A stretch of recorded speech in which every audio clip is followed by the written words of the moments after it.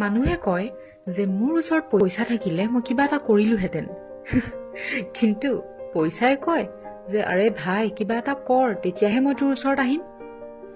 নমস্কাৰ, মোৰ নাম আৰজু আৰু আজি আমাৰ টপিক হয় পইচা।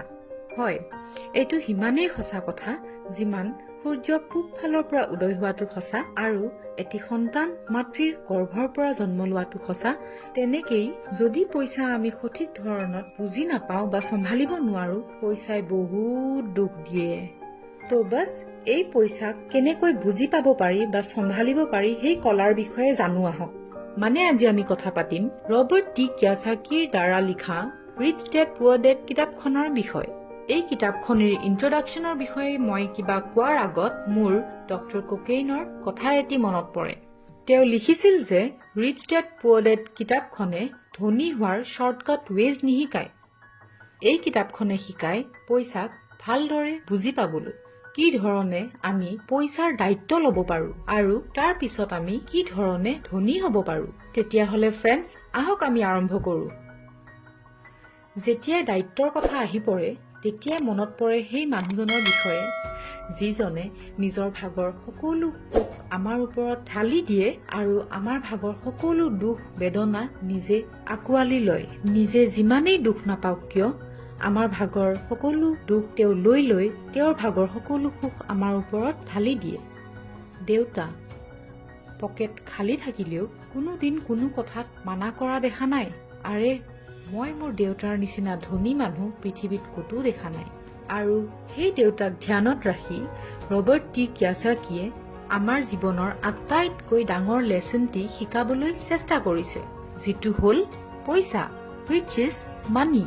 হয়, আমি সৰু কালিৰ পৰা লৈ ডাঙৰলৈকে সদায় মাৰ্কছৰ পিছতেই দৌৰি থাকিলো।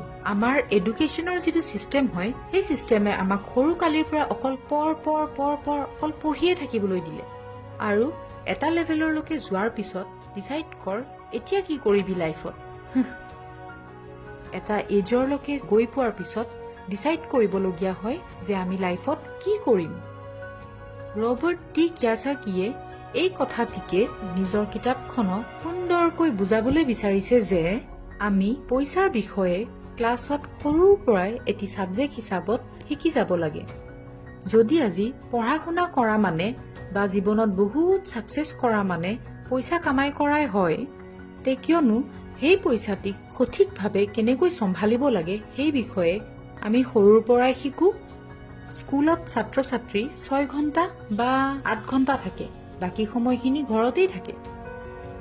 তে স্কুল হওক বা ঘৰ হওক, ছাত্ৰ ছাত্ৰীয়ে যদি সৰু কালৰ পৰাই পইচা কেনেকৈ মেনেজ কৰিব লাগে, কেনেকৈ চম্ভালিব লাগে, কেনেকৈ চলাব লাগে পইচা, সেই বিষয়ে যদি সৰুৰ পৰাই শিকিব পাৰে তে সেইটো কোনো ধৰণৰ বেয়া কথা নহয়।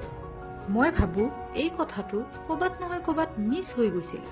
যোৱা বহু বছৰৰ পৰা এই বিষয়টো ওলাই আছে, এই বিষয়ত চিনেমাও হৈছে, ফিল্ম হৈছে, কিন্তু এই বিষয়টোত যদিও বহুত ডিছকাশ্যন হৈছে এতিয়ালৈকে কোনো ধৰণৰ একশ্যন লোৱা হোৱা নাই।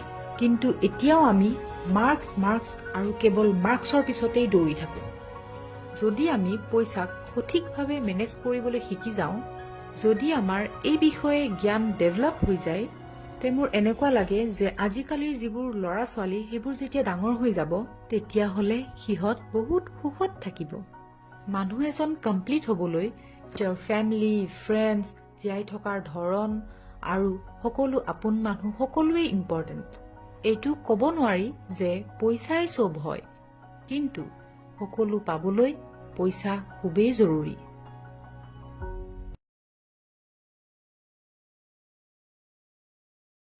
ইয়াতে সমাপ্ত হ'ল আমাৰ ৰিচ ডেড পুৱাৰ ডেড কিতাপখনৰ ইন্ট্ৰডাকশ্যন পাৰ্ট।